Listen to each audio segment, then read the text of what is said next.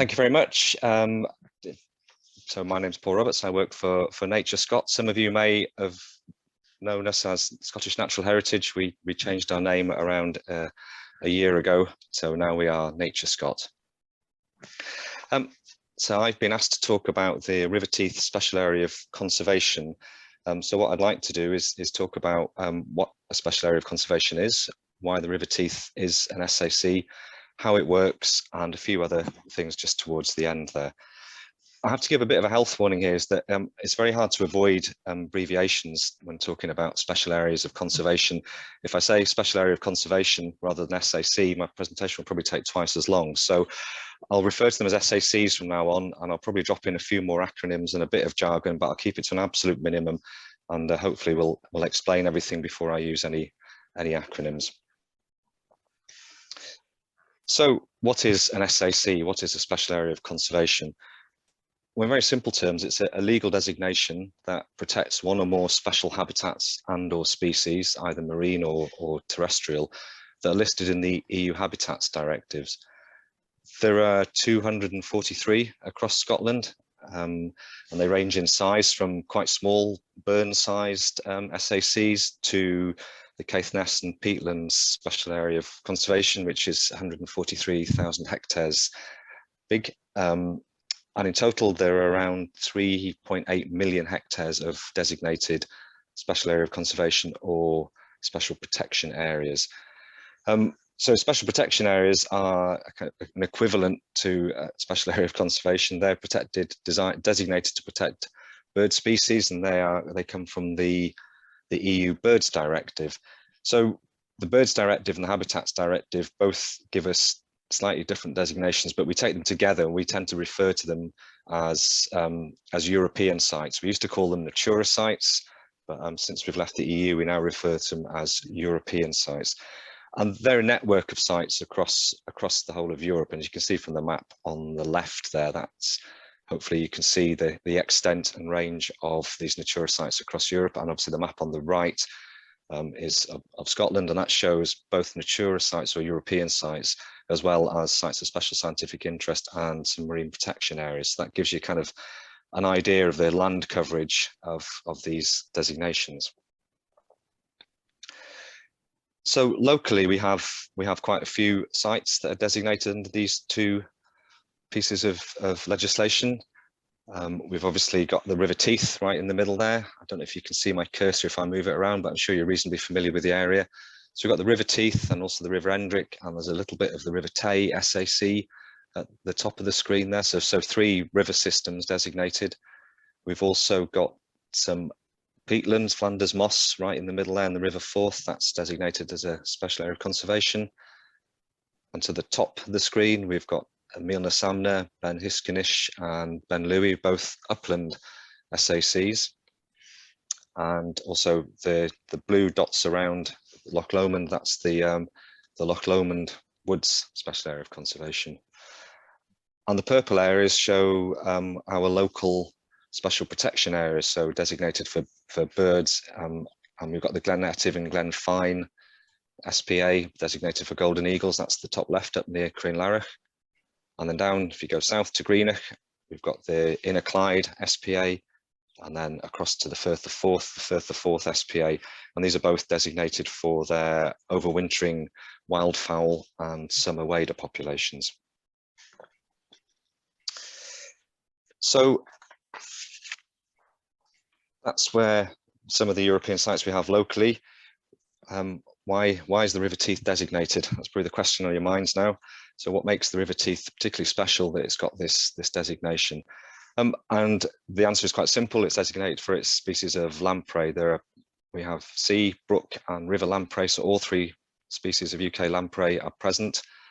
And we also have Atlantic salmon present as well. And this is the designation. These are the particular species that we call qualifying interests or notified species. Sorry for the jargon. That make the river an SAC. And the official designation says that the river has a strong population of brook lamprey, and these have been recorded from the headwaters all the way down to lower reaches where there's some excellent habitat there for the juvenile species, the juvenile of lamprey rather.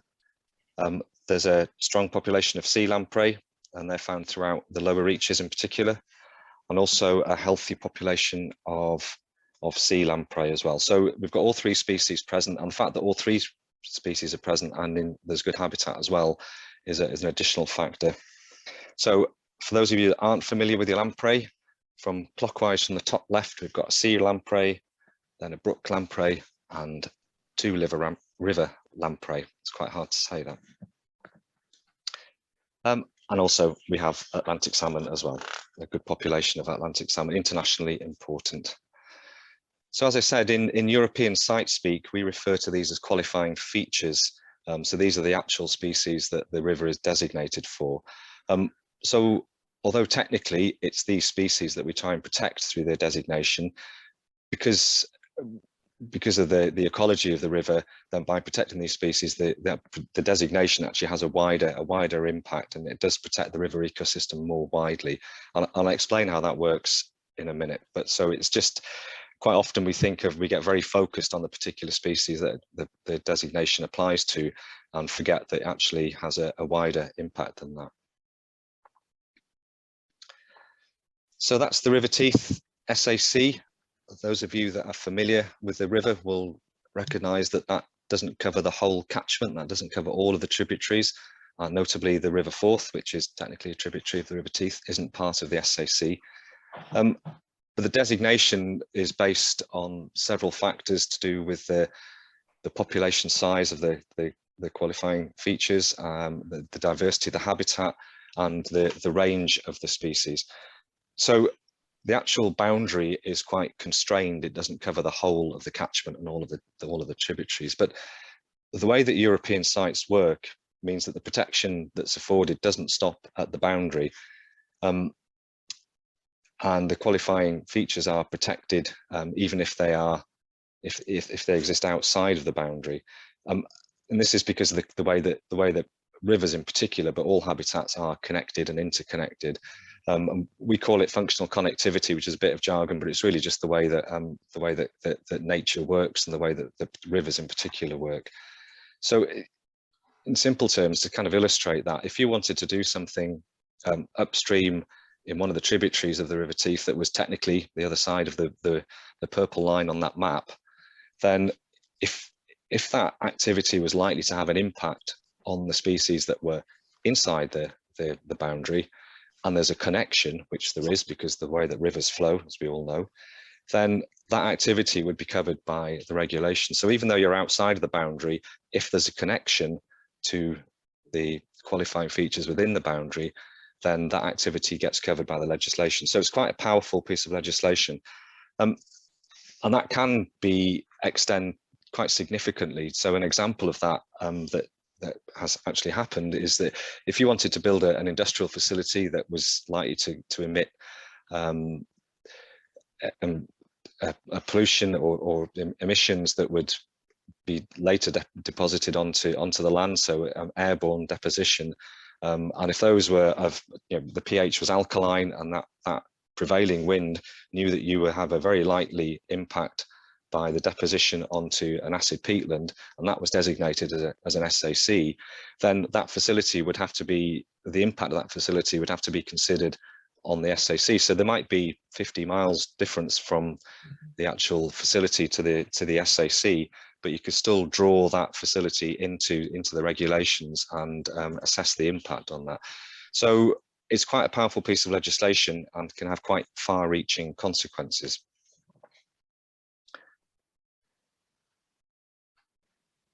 Okay, so I've talked about what a European site is. I've talked about where they are. I've explained a little bit about why the River Teith itself is designated.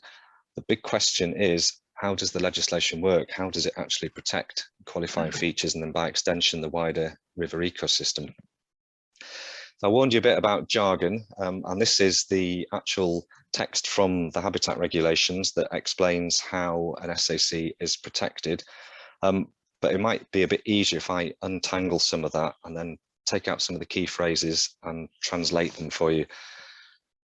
So the way that they work is that, in very simple terms, any organisation that has a legal duty to give a permission for an activity needs to assess the impact of that activity on the qualifying features before it gives the permission. So it cannot give the permission if there's going to be an impact. It has to do the assessment before doing that. So in simple terms, I'll use Stirling Council as an example, because we work with them quite closely across a lot of sites, but particularly the River Teith.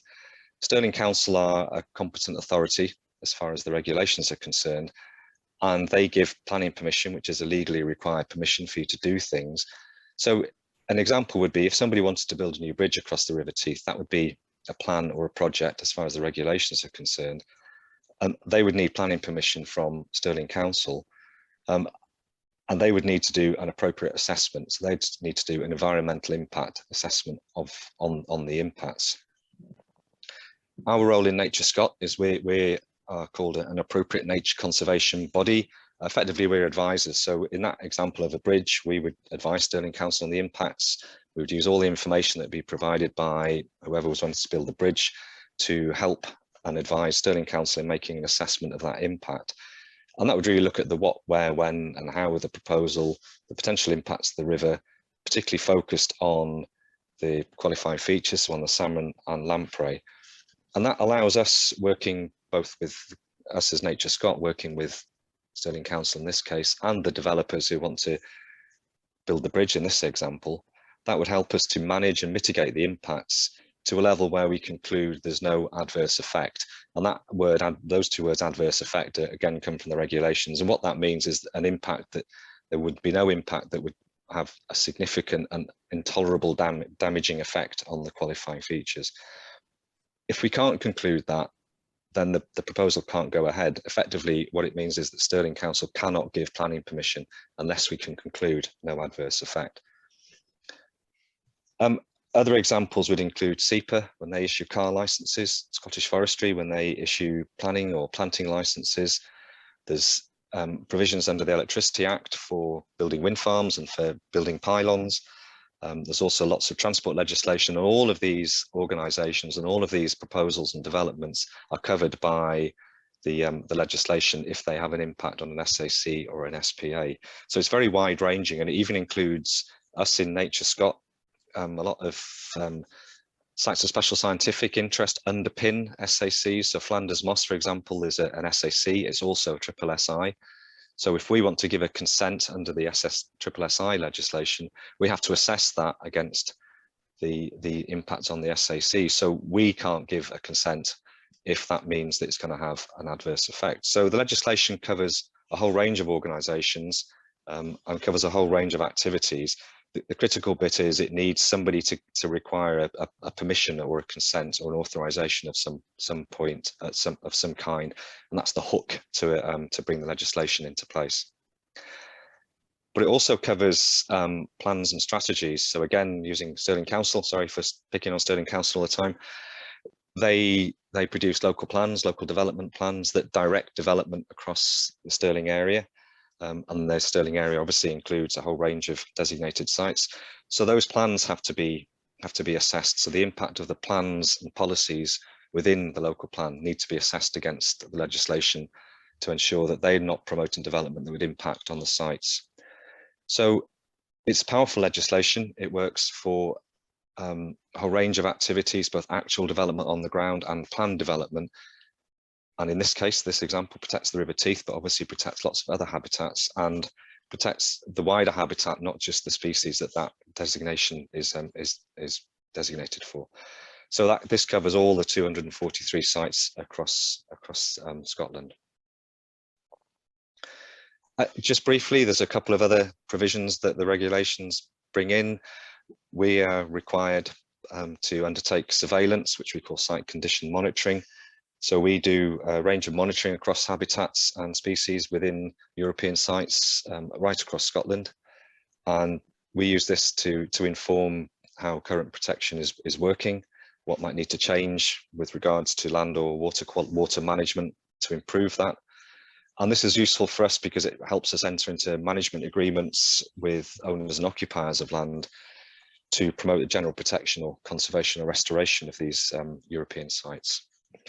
It also helps to feed into the Scottish Rural Development Programme schemes, such as the Agri-Environment Scheme, which is a financial incentive for farmers to promote more positive land management practices that protect and enhance Scotland's environment.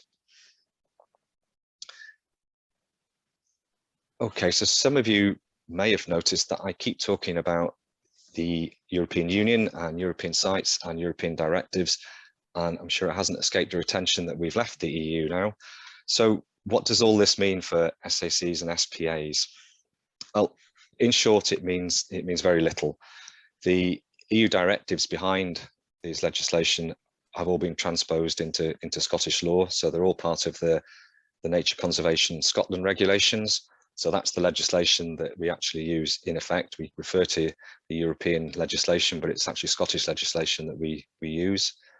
And we still use existing case law and guidance from the EU where that's applicable, because that still informs how we manage and protect these sites.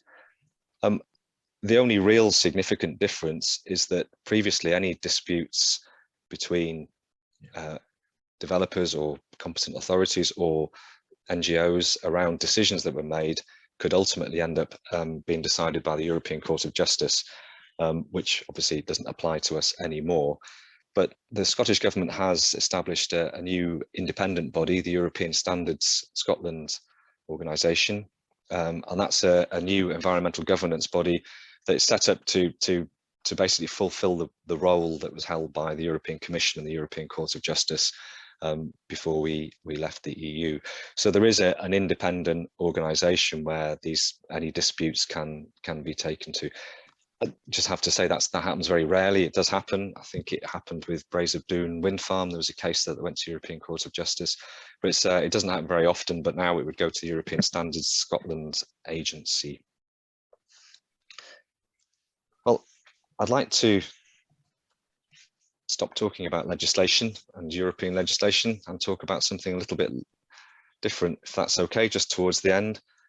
We've still got other species that are of interest in the River Teith. They're not designated as part of the River Teith SAC, but hopefully you'll have a bit of an understanding for how the legislation works to hopefully protect them. So we have freshwater pearl mussels in the River Teith. I can't say where they are because they are extremely vulnerable to disturbance, but they are there. We do it's quite a lot of monitoring, and we're quite pleased with the populations that we're finding. These are very long-lived animals that are really good indicators of water quality, so it's good to see them in the River Teith, and it shows that the River Teith is in good condition. As many of you will know, their life cycle relies on the presence of salmon. So again, that's although the salmon are a qualifying feature, not the freshwater pearl mussels. They are obviously inextricably linked ecologically, and that feeds into the designation and the protection from there. They are vulnerable to exploitation because of their occasional occurrence of a pearl in there, and they have been exploited quite significantly. There's some pictures there from the Illustrated London News from the 18th century showing pearl fishers. I think the top picture, I don't know if you can see, that's around Balquhidder, and the lower picture is Loch Lubnig. Something that would obviously not just be frowned upon now, but would be a criminal activity, because freshwater pearl mussels have protection under the law. So to take them and disturb them is illegal. Another indication of their historical and cultural importance is Pearl Street in Callander. I don't know if any of you know where that is. That's just near the police station and the library. I'm not very far from the River Teith, so no coincidence there. When I was Googling for a picture for Pearl Street, I came up with several others, including one in the centre of New York, which I don't think is really associated with the River Teith, but who knows, maybe some people left Scotland and moved over there. So finally, I can't talk about the River Teith without talking about beavers. Popular with some, less popular with others, but they are now in the River Teith. They're now established in the River Teith. There's a map there showing our most recent survey results that was published this year. So that's the fourth catchment in the lower bit there, and obviously the River Tay catchment where they've been established for some years. There was an official reintroduction in Argyll around 10 years ago that wasn't particularly successful. They are still there, but it hasn't been quite the success we were hoping for. But there was an unofficial release, or several releases, in the River Tay around the same time, and they've been extremely successful.